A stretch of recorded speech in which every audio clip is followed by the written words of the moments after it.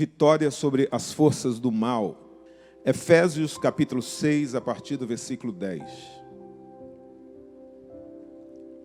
Efésios capítulo 6, a partir do versículo 10. Vai aparecer aqui na tela, se você tiver sem Bíblia, você vai poder acompanhar aqui.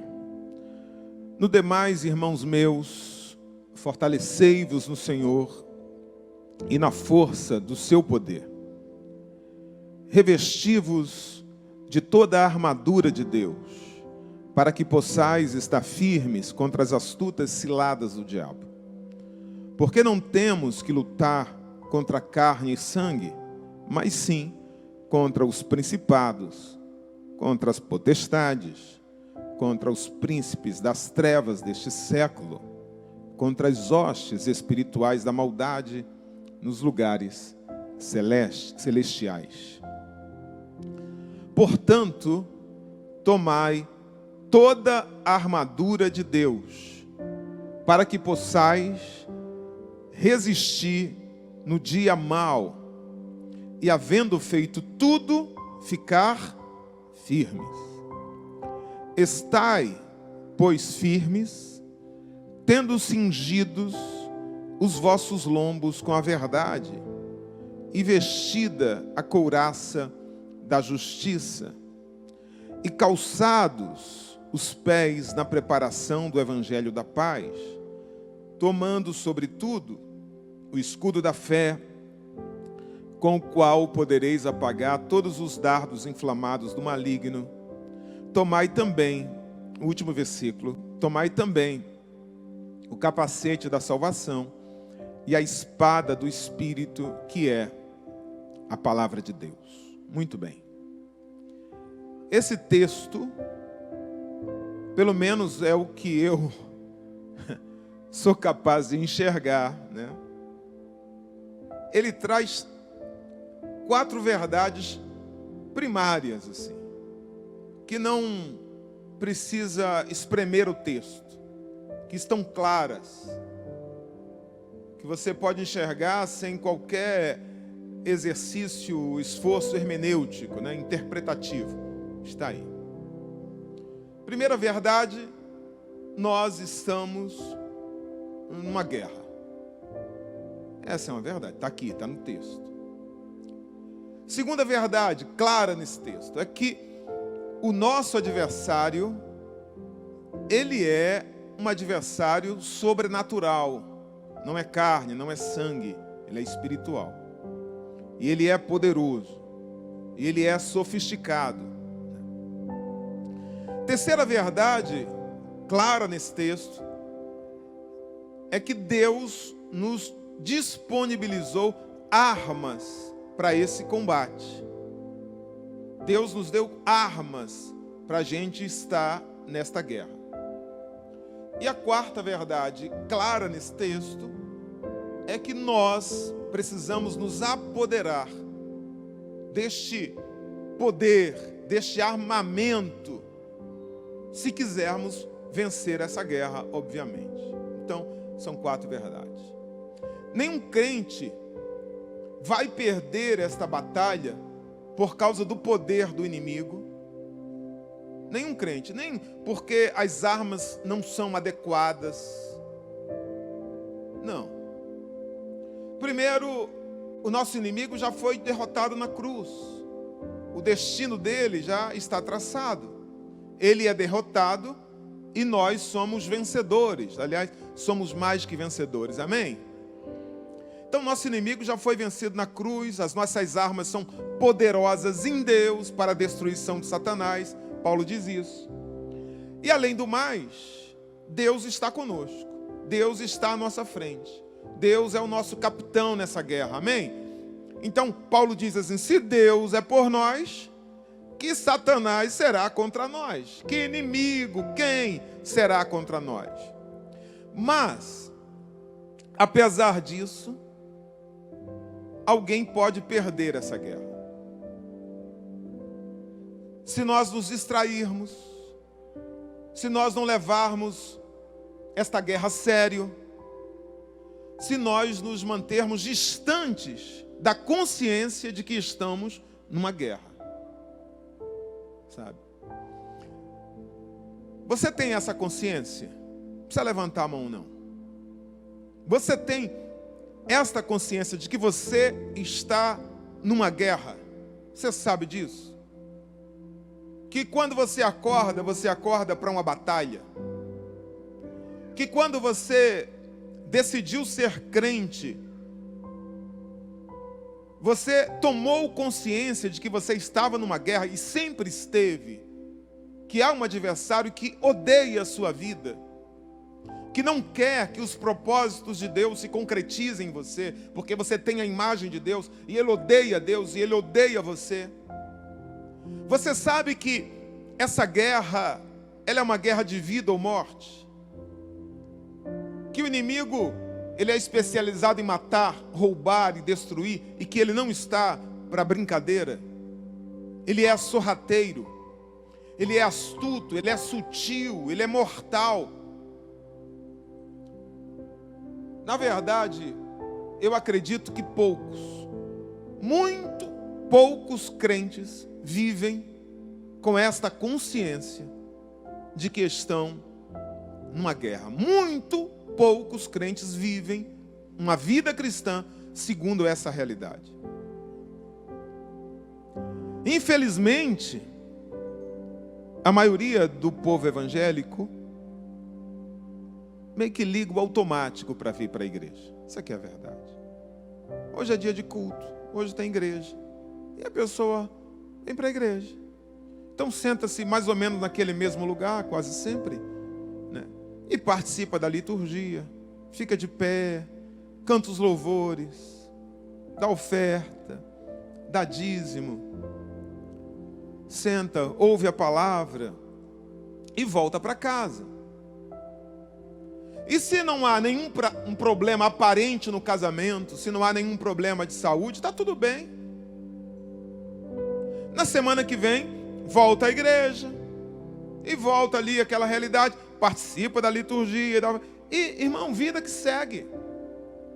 Durante a semana, a preocupação e os interesses não envolvem a igreja. Não tem a ver com o reino de Deus, com batalha espiritual, nada disso. É uma vida que a chave espiritual, ela só é virada no domingo. É uma vida cristã que a chave espiritual só é virada quando a pessoa está na igreja. Agora, imagine o seguinte, eu estou falando isso na rotina normal, porque esse é o cristianismo da grande maioria das pessoas. Agora imagina nesse tempo em que não está tendo igreja, né? Como as pessoas falam. Hoje tem, minha filha fala, tem igreja hoje? Né? Imagina nesse tempo que as pessoas não estão vindo ao culto. Você acha, sinceramente, que a maioria dos crentes mantém uma rotina virtual de parar na hora do culto, de sentar diante de uma TV, de abrir a Bíblia, de preparar o cartão de crédito para dar oferta, o dízimo, de assistir, de receber? Irmão, sinceramente, você acha que eles estão mantendo alguma rotina espiritual? A gente tem falado muito esses dias, eu tenho ouvido muito esta frase, que os céus estão abertos, que os céus não estão fechados, que não há quarentena no céu. Aleluia, isso é verdade, é uma grande verdade, mas eu não tenho ouvido ninguém dizer uma outra verdade, que o inferno também não está em quarentena. Será que o inimigo de nossas almas está preocupado em manter afastamento social? Será que Satanás está respeitando o decreto municipal? Atenção, capetada. O prefeito lá de Curitiba decretou lockdown. Então essa semana aí nós vamos parar de atentar os crentes, tá? Vamos deixar todo mundo em paz. Vamos perturba aqueles crentes não, porque é lockdown. Não, queridos. Ele não parou de trabalhar nessa pandemia. A guerra espiritual, ela não diminuiu o seu ritmo. Ao contrário, crentes isolados uns dos outros, longe da comunhão da igreja. Essa é a realidade que a gente tem vivido. Mas, por outro lado, esses crentes estão mais conectados do que nunca com a TV e com as redes sociais. Esses crentes têm se afastado cada vez mais dessa realidade espiritual que eu estou pregando. Quais, pastor? Que nós estamos numa guerra e que o nosso adversário, ele é mortal. Então, essas pessoas, elas já viviam uma vida espiritual de pouca profundidade. E agora, longe da comunhão da igreja, longe da comunhão dos irmãos, muitos desses crentes têm se tornado presas fáceis para o nosso adversário. Não pense que Satanás está brincando. Ele não está. Não, ele não está. Os céus não estão fechados, mas o inferno também não está fechado. Essa pandemia tem matado muita gente, como os noticiários têm mostrado. Mas tem um outro tanto que está enfermo. Tem um outro tanto que está na UTI, morrendo espiritualmente. Um número maior. Só que isso a Globo não mostra. Satanás tem matado mais pessoas do que o coronavírus. Não se assuste com o que eu vou dizer para você aqui agora. Não se assuste. Mas muita gente que você conhecia como sendo da igreja não terá forças para retornar ao mínimo da vida cristã que vivia antes. Não terá. Porque perdeu o desejo totalmente pelas coisas de Deus. Porque deixou apagar o pavio que fumega. Porque perdeu a chama. Gente que está desviada, mas que não sabe que está desviada. Eu não estou falando daquelas pessoas, como o caso da esposa do Arthur, né? Gente que gostaria de estar aqui, mas não pode estar. Porque tem comorbidade, porque não tomou vacina ainda, porque tem filho pequeno, porque está trabalhando. Eu estou falando de gente que vai ao trabalho, gente que pega ônibus, gente que mantém contato com várias pessoas, que vai ao mercado, que vai à farmácia, que vai à lotérica, que caminha nas avenidas, que pedala nos parques, mantém uma vida social muito próxima do normal, mas não vai à igreja. Não, a igreja não pode. Nesse momento, enquanto estamos aqui, e para que você estivesse aqui, eu queria que você entendesse isso. Uma batalha espiritual se travou. O mundo espiritual está se movimentando. Quando nós decidimos pregar uma mensagem desta, o inferno se retorce. Queridos, Satanás está solto e está trabalhando. Essa guerra é uma guerra contínua. É uma guerra de sutilezas. É uma guerra de armadilhas, ardis, né? Como a Bíblia usa, de estratégias, que tem levado crentes não apenas a se afastarem um dos outros, mas tem levado crentes a se afastarem do altar, a se afastarem de Deus, a se afastarem dos seus líderes. E aquela vida cristã, que era uma vida de pouca profundidade, se secou. Que era uma vida cristã fria, agora está muito fria, está gelada, materialista, indiferente ao reino de Deus e à realidade espiritual do mal.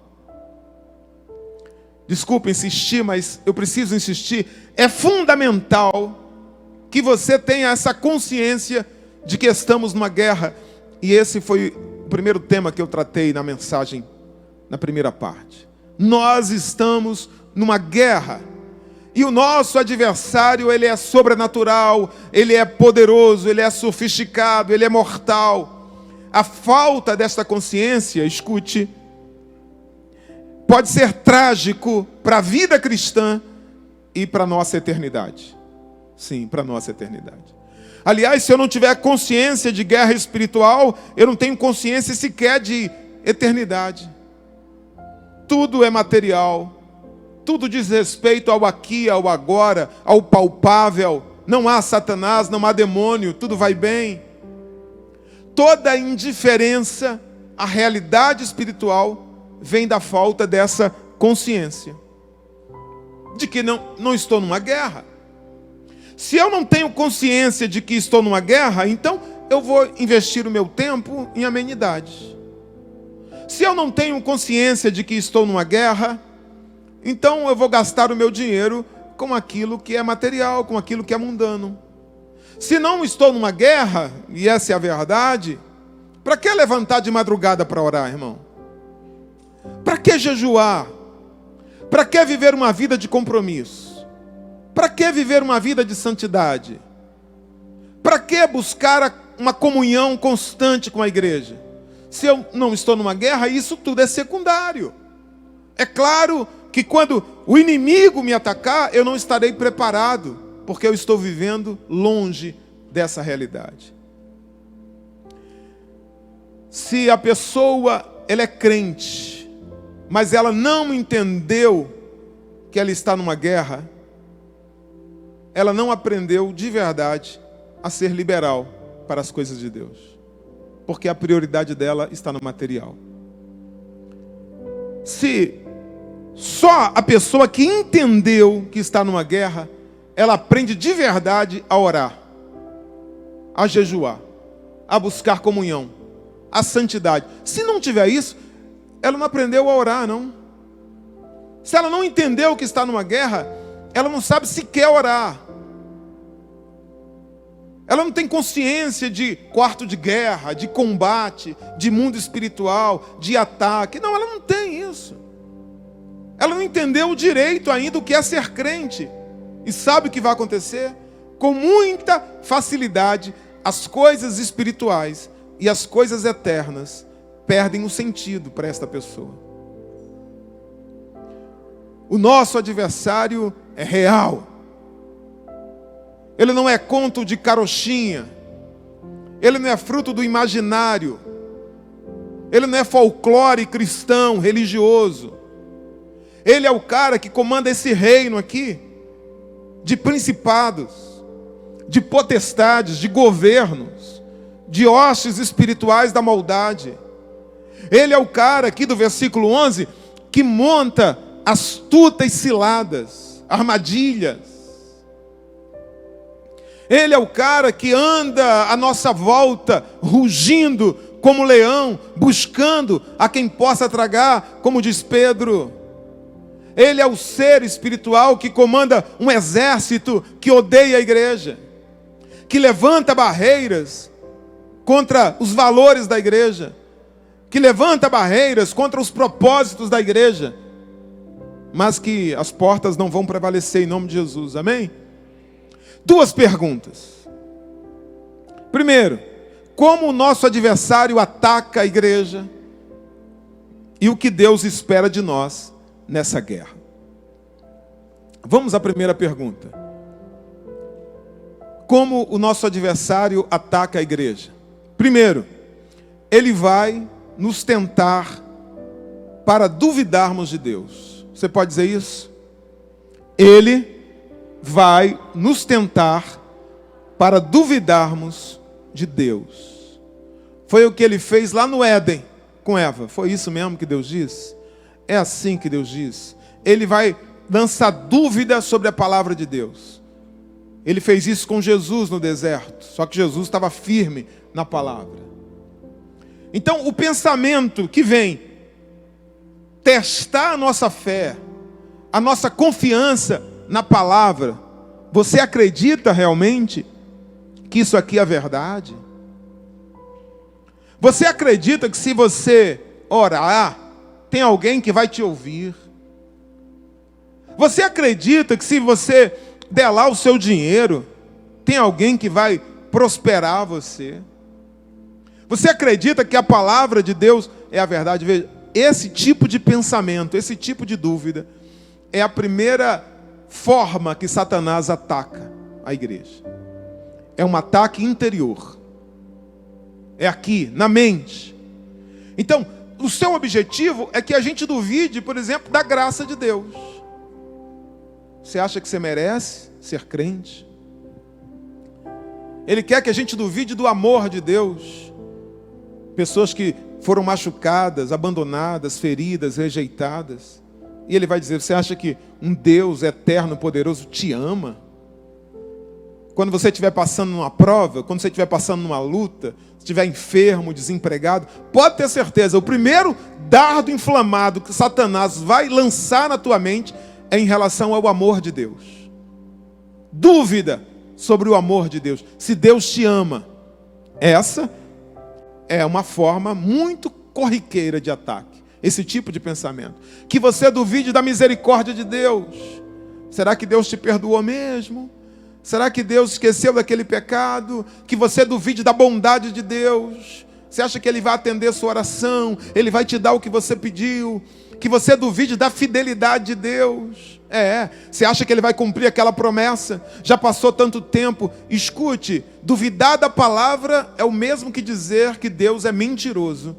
E isso é o que Satanás faz. Então sempre que você duvida do caráter de Deus, considere esse pensamento, porque ele não vem do Espírito Santo, ele vem do maligno, é um dardo inflamado. A segunda coisa que Satanás faz contra a igreja para nos atacar, ele vai usar pessoas para tentar atrapalhar, complicar, dificultar nossa caminhada. Mas lembre-se, a nossa guerra não é contra pessoas.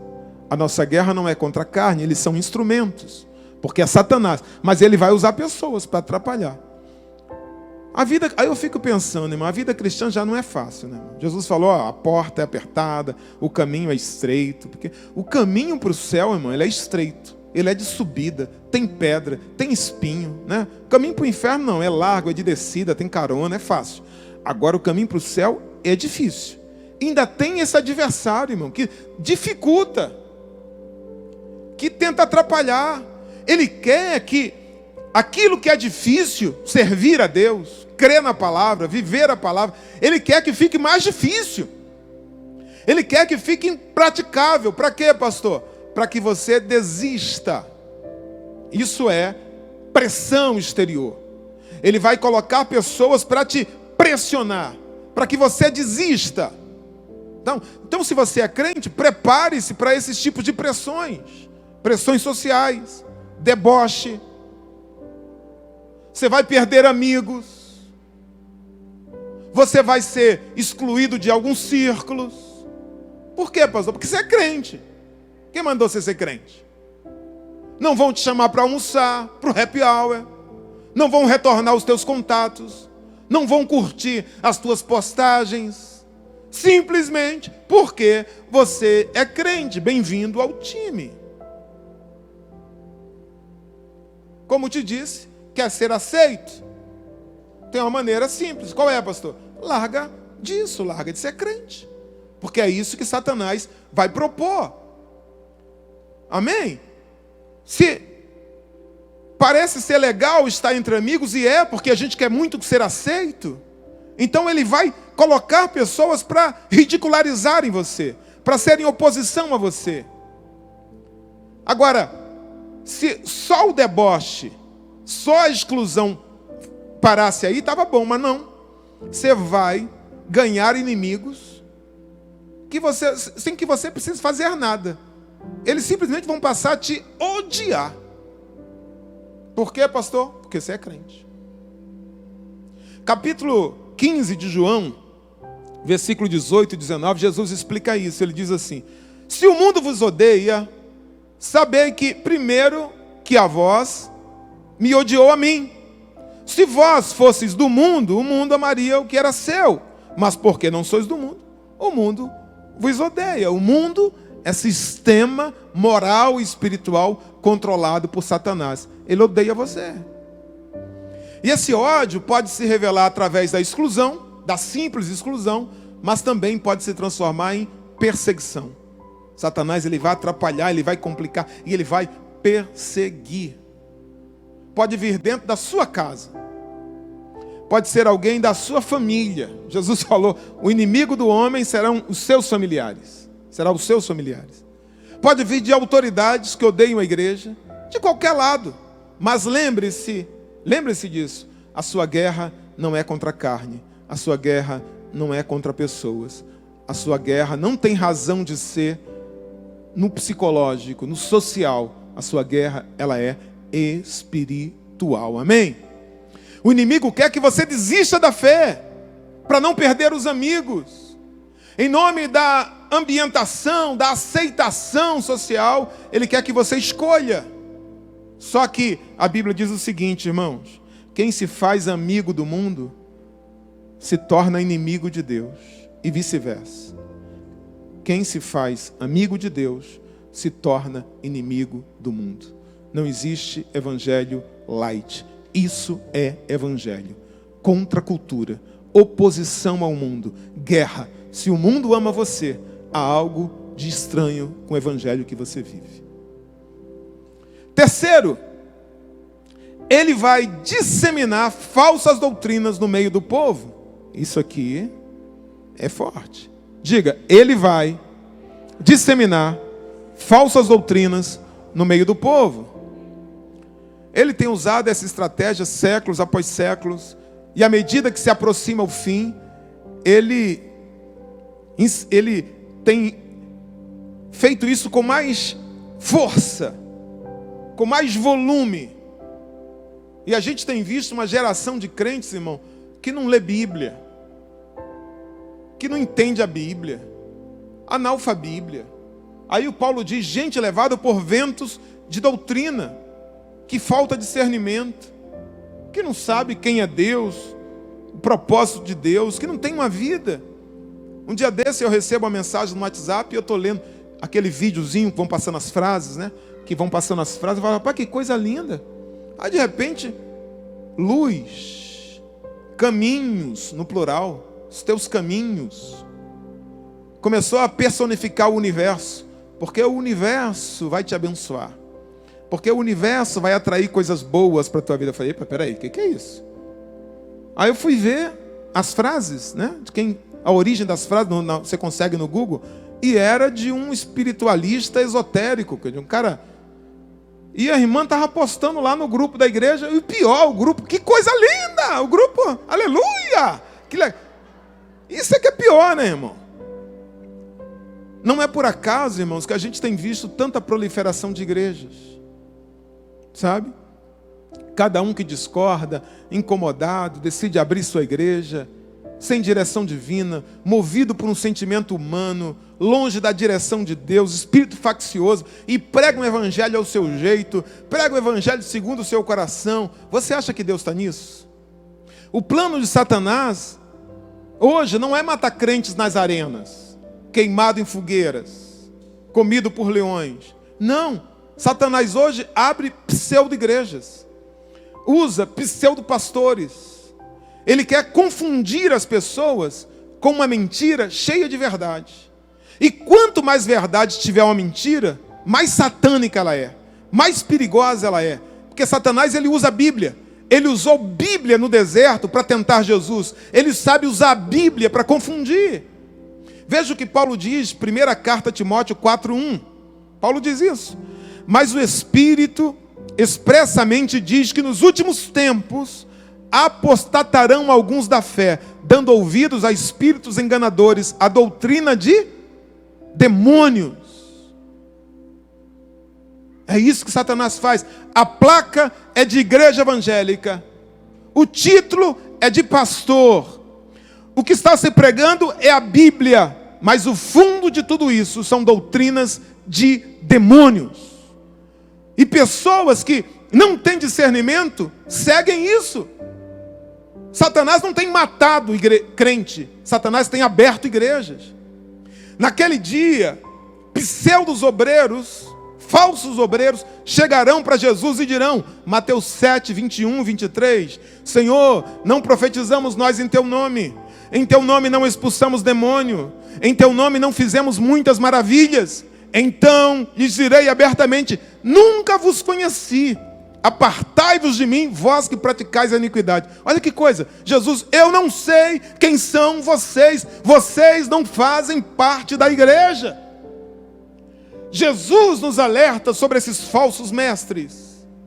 Paulo usa as suas cartas para atacar esses falsos mestres. Era um dos principais temas abordados nas cartas de Paulo. Satanás é o mesmo que ainda joga joio da mentira, joio da heresia, para confundir, para turbar as sementes boas.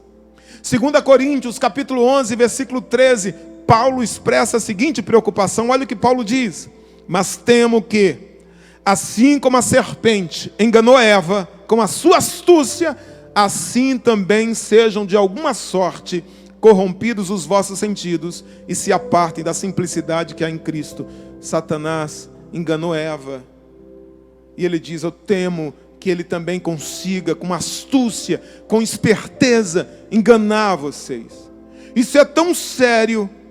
Ele tem um poder de atrair, um poder de convencer tão grande, que Jesus chega a dizer em Mateus 24, 24, olha o que Jesus diz: porque surgirão falsos cristos, falsos profetas, e farão tão grandes sinais e prodígios, que se possível fora, enganariam até os escolhidos, até aqueles que Deus chamou, que Deus tem comunhão, que tem o Espírito. Se fosse possível, eles são tão ardilosos, que se possível fora, eles enganariam até a estes.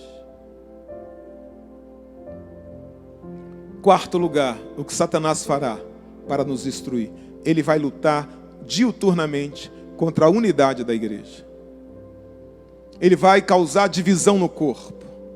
Ele quer fraturar o corpo de Cristo. Ele quer dividi-lo em pedaços. E pode estar certo, irmão, toda conversa, todo pensamento, todo argumento que separa a igreja, que divide você do irmão, que coloca você contra o teu líder, contra o teu pastor, longe, separado, escute, não vem de Deus, é do diabo. Pode repreender, porque é do diabo. A unidade da igreja é algo tão importante que antes da crucificação, Jesus está clamando pela unidade.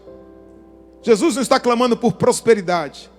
Jesus está clamando pela unidade da igreja. E ele pede isso por 3 vezes numa mesma oração. Pai, que eles sejam um. É a nossa unidade que nos transforma em igreja. Eu quero que você pense comigo no seguinte: Mateus 25, 23 e 24. Mateus 5, 23 e 24.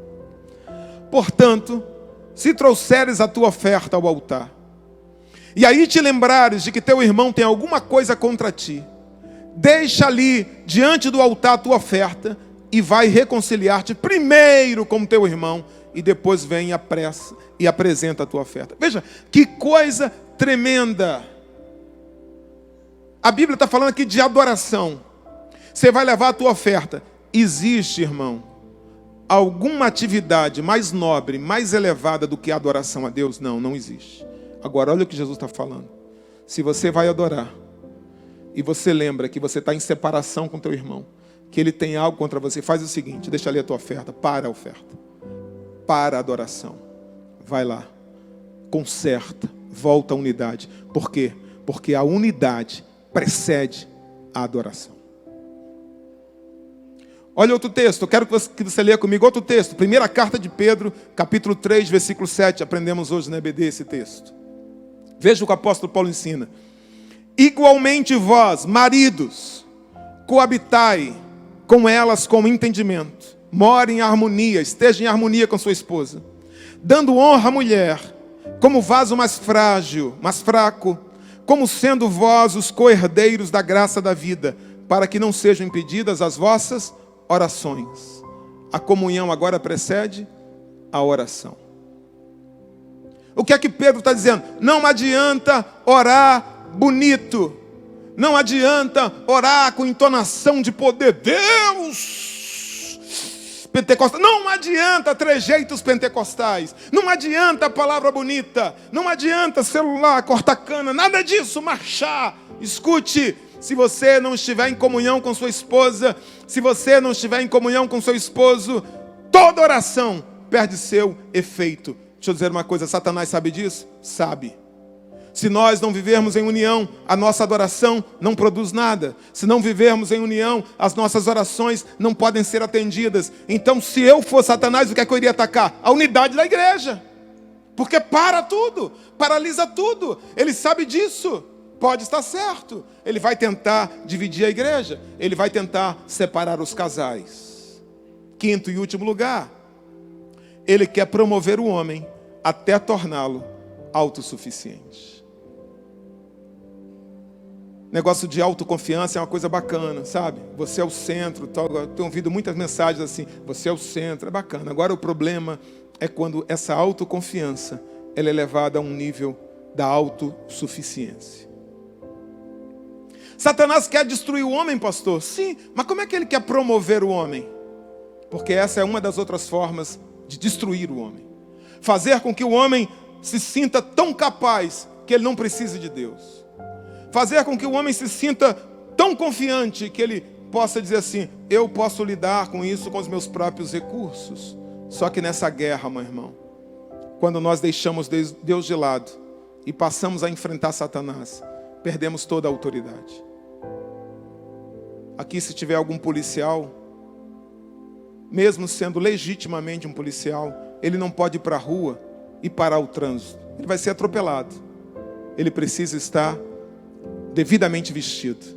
Ele precisa estar com a insígnia do Estado, porque é isso que as pessoas respeitam. O mundo espiritual não respeita eu porque eu sou Jarmuth. Não respeita você porque você tem um título. Respeita você se você estiver dentro da autoridade de Deus. Se você estiver com a insígnia, com a marca de que você representa o reino de Deus. Ele não teme a você, ele teme o reino que você representa. Então não confie na sua força. Se você for expulsar um demônio, ele diz, você não tem poder. Eu não tenho não, diga a verdade. Não vai partir para cima, eu tenho poder sim, eu vou te expulsar. Já perdeu. Você não tem poder não, realmente eu não tenho. Você é fraco, você vai, realmente eu sou. Agora, tem um que está comigo, esse tem poder. Esse é forte, esse pode. E é no nome de Jesus que eu te repreendo. É no nome do Senhor dos Exércitos. Não é no nosso nome, irmão. A autossuficiência tira Deus do trono. E ao tirar Deus do trono, você parte por um confronto direto com Satanás. E é isso que ele faz. Veja, uma conexão muito interessante que Tiago faz. Tiago 4:7. Olha o que ele diz. Sujeitai-vos, pois, a Deus, resisti ao diabo, e ele fugirá de vós. Veja, há uma relação entre sujeição a Deus e resistência ao diabo. Satanás quer torná-lo autossuficiente, independente. E como é que você vence isso? Sujeitando-se a Deus. É o que ele diz no versículo 10. Humilhai-vos perante Deus. Quando você se humilha perante Deus, pronto, Deus te fortalece. Deus te dá graça. Deus te dá poder. Quando você se sente o cara, se sente forte, aí você é fraco. Aí você perde. Mas eu disse que são duas perguntas. A segunda pergunta são duas respostas e é rápido. O que Deus espera de nós? Eu não vou me estender, eu não vou concluir. Eu não vou esgotar esse assunto. O que Deus espera de nós? A primeira delas é que você esteja atento a essa realidade espiritual. Diga, a primeira coisa nesta batalha é estar atento. Você não pode estar displicente. Você não pode estar desavisado. Achando que ser crente é decorar algumas canções. Ser crente é vir na igreja domingo à noite e tocar a vida numa boa. Não, você precisa estar atento a essa realidade de que você está numa guerra. Que o seu inimigo é real, é poderoso, é mortal. Você precisa estar com esta consciência de que essa guerra é constante, que ela vai se intensificar quando você estiver cansado, quando você estiver abatido, quando você estiver triste, e que esse adversário está ali ao seu derredor, bramando como leão, tentando o intimidar, buscando uma ocasião. Olha, você já viu aquelas cenas do leão que persegue a manada de gnu? E ele fica lá, ele não consegue entrar dentro da manada, senão ele vai ser pisoteado, ele vai ser morto. Então ele fica ali, a manada começa a correr, os líderes vêm para trás da manada e ficam 3 bois grandes ali olhando para os leões, eles não avançam. E a tropa vai correndo, os líderes vão e voltam para os leões. Vão até que fica um cansado para trás, que os líderes não podem proteger. E ele vai lá e... É assim que Satanás faz, como um leão. Você precisa estar consciente disso. Ele está perseguindo. Ele tem fome voraz de morte. Portanto, você precisa estar acordado, atento, apercebido, vigilante. Mesmo que ele tenha sido vencido na cruz, que o seu destino tenha sido traçado, se você está em Cristo, você tem autoridade espiritual sobre ele, porque você está sentado com Cristo. Mas ele não está preso ainda. Ele não está morto ainda. Ele está vivo, solto e com fome voraz, porque se aproxima o seu fim. Por isso você precisa estar atento. No próprio livro de Efésios, no capítulo 4, versículo 27, Paulo diz assim: não deis lugar ao diabo. Por que Paulo diz, não deis lugar ao diabo? Porque se você estiver atento, ele não vai te atacar. Ele é descuidista. Mas se ele perceber uma brecha, ele é sorrateiro, ele é estratégico. Por isso, primeira coisa que você precisa fazer, estar atento. Posição de sentinela. Não dá brecha, não dá lugar. Você pode dizer amém? Quantos entenderam, diga amém. A segunda coisa que Deus espera de você, e eu encerro, que nessa guerra, nós tomemos posse das armas que Deus nos possibilita. Versículo 13, ele diz: portanto, tomai toda a armadura de Deus, para que possais estar firmes, resistir no dia mau, e havendo feito tudo, permanecer firmes, inabaláveis. Diga assim: tomar a armadura de Deus. Ele diz: tomai a armadura. Ou seja, é um imperativo. Que coisa! O poder é de quem? O poder é de quem? De Deus. A armadura é de quem? De Deus. Mas quem toma posse? Diga, eu. Você pode ser crente. Você pode estar em Cristo espiritualmente. Você pode ter o seu nome escrito no livro da vida. Mas quem tem que tomar a armadura de Deus é você. É a terceira mensagem que vamos pregar. Sou eu. Através da oração, da leitura da palavra, de uma vida com Deus, me revestir da verdade, de santidade. É eu que busco essa armadura. Eu. Se você estiver atento e revestido com essa armadura, pronto, você fez o seu papel. Aí, meu irmão, não importa a estratégia que Satanás vai usar. Não importa se ele virá organizado, não importa o tamanho da sutileza dele. Aliás, raramente nós vamos perceber o agir de Satanás, porque ele é sorrateiro, ele é invisível. Então você não tem que ficar preocupado. Satanás está ali naquela vassoura, Satanás está ali atrás daquela porta. Será que aquela criança chorando para me perturbar no avião é Satanás? Irmão, esquece. Esquece. O que importa é que você esteja espiritualmente atento e revestido com a armadura. Isso aí. Ele pode vir rastejando com a barriga no chão. Ele pode vir voando como um pássaro. Ele pode vir sutil de sapatinho de lã. Ou ele pode vir marchando e barulhento como Golias. Se você estiver atento, escute, ele vai bater e voltar. Vai bater e voltar. A Bíblia diz: resisti ao diabo e ele fugirá de vós. Deuteronômio diz: por um caminho virá contra ti, mas por 7 caminhos fugirão de ti. Aleluia! Que coisa interessante. Veja, o ataque é estratégico, o ataque é sorrateiro, o ataque é organizado, mas a fuga é estabanada, a fuga é desesperada. Por quê? Porque quando você resiste por um tempo, 2 coisas vão acontecer. Primeiro, Olha o que a Bíblia diz: Deus não permitirá que você seja tentado além do que convém, além do que suporta, mas Ele envia o escape. Ou seja, no tempo certo, Deus vai enviar o socorro. No tempo certo, Ele vai enviar a provisão. No tempo certo, virá a resposta. Resista aos pensamentos, resista à pressão, resista às dificuldades, resista, porque Deus vai enviar o socorro. Ele não deixará você ser tentada, além do que você é capaz de suportar.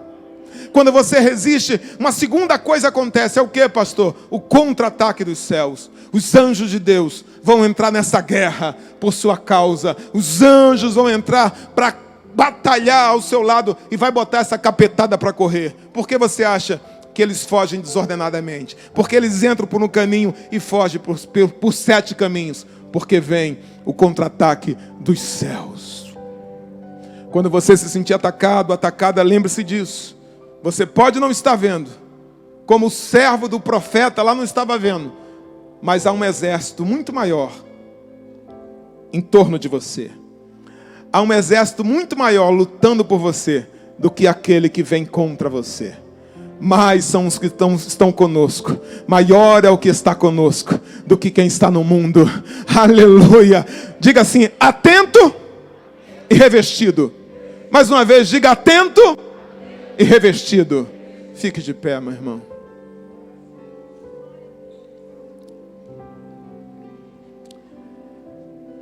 Atento e revestido. Não importa como ele vem, meu irmão. Não importa que área ele tem atacado. Não importa a pressão. Você tem poder. Deus te deu poder. Deus te deu armas espirituais poderosas para você abrir tua boca. Ah, pastor, o dia que você vier na minha casa, irmão, levanta a tua voz. Fala com autoridade.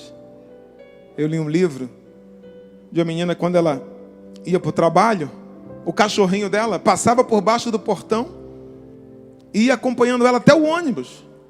Ela tinha dificuldade. E ela: volta. Qual é o nome do cachorro? Frederico, não. Totó. Volta, Totó. Totó. Olhava para trás, cachorrinho: volta, Totó. Volta. Aí Totó voltava um pouquinho. Quando ela voltava, o cachorro, teve uma hora que vinha um ônibus. Ela olhou para o cachorro e falou: volta agora, volta. Ele voltou? Voltou. Satanás, sai da minha casa. Vai sair não, irmão. Fala com autoridade. Igual um cãozinho. Você fala: em nome de Jesus, eu te repreendo. Aleluia, aleluia. Deus tem te dado armas, Deus tem te dado autoridade para pisar serpentes e escorpiões. Toda a força do mal não terá poder sobre a tua vida. Tem ministério apostólico, tem ministério profético, tem ministério de evangelista, tem ministério de pastor, de mestre, tem dons de profetizar, tem dons de revelação, de profecia, tem dom de tantos dons, mano, dom de espírito de conhecimento, espírito de sabedoria, mas não tem dom de expulsar demônio, não. Por que, pastor, não tem dom de expulsar demônio? Porque isso não é um dom. Também não é pelo sangue de Jesus, também não é por imposição de mãos. Você só precisa você só precisa estar atento. Tem que ser crente. Pessoa que não é crente vai repreender demônio, vai passar vergonha.